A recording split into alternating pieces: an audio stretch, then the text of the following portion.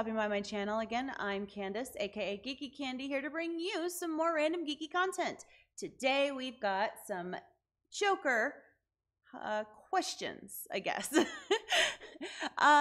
If you've seen the movie, first of all, spoiler warning right off the bat with this video. If you have not seen the Joker, I don't know why you're watching this. You need to go see that movie right now. Find the first showing in your area and get your bottom there now, because you're missing out. The movie was a spectacular hit. It has reached the $1 billion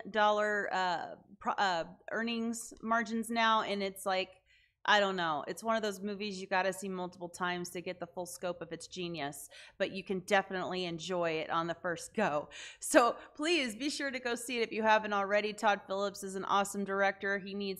Give him your money. He needs to make more movies. Anyway, with that being said, one of the big questions regarding this movie was what happened to Sophie, that potential love interest that he had in the movie. You know, it was kind of weird. We saw her just really, really sweet to him, and again, spoiler warning, she ended up to be like a Sixth Sense kind of reveal where, you know, it was all in his head. And there was a scene, I'm sure you recall, where he basically went into her apartment and scared her to death and left during sirens going off and things like that. And so we were left with the impression of, did he or didn't he, in terms of killing her?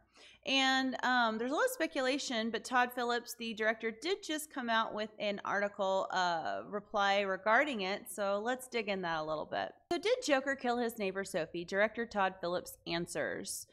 As Joker continues to break off box office records, one of the biggest unresolved... God dang. Candace cannot talk today. As Joker continues to break off... You guys... All right, third time's a charm. As Joker continues to break box office records, one of the biggest unresolved mysteries of the movie left viewers unsure of a certain character's fate. Possible spoilers ahead for Joker. As many of Wade. Okay, this is not my fault. As many have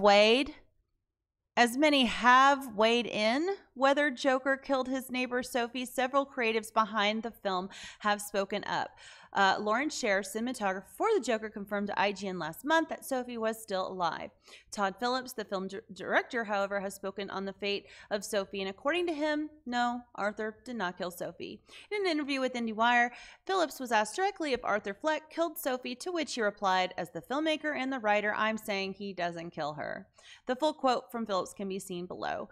As the filmmaker and the writer, I am saying he doesn't kill her. We like the idea that it's almost like a litmus test for the audience to say, how crazy is he? Most people that I've spoken to think he didn't kill her because they understand the idea that he only kills people that did him wrong. She had nothing to do with it. Most people understood that. Even as a villain, he was living by a certain code. Of course, he didn't kill this woman down the hall. Now, this was my opinion personally, and the reason being was what we witnessed when he had his coworkers visit him, both David and Randall. And I thought it was a great scene depicting exactly the state of rage that he's in, the state of like the psychotic state that he is in. Basically, you have two guys, one that has seriously wronged him and one that has done no wrong to him. In fact, has supported him and been somewhat of a friend to him.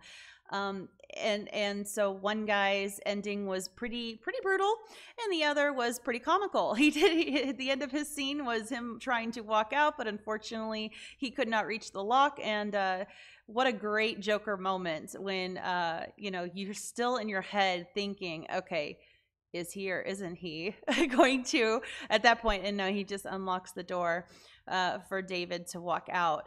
So that to me was my indication that if he was going to make a call like that, he doesn't just kill randomly.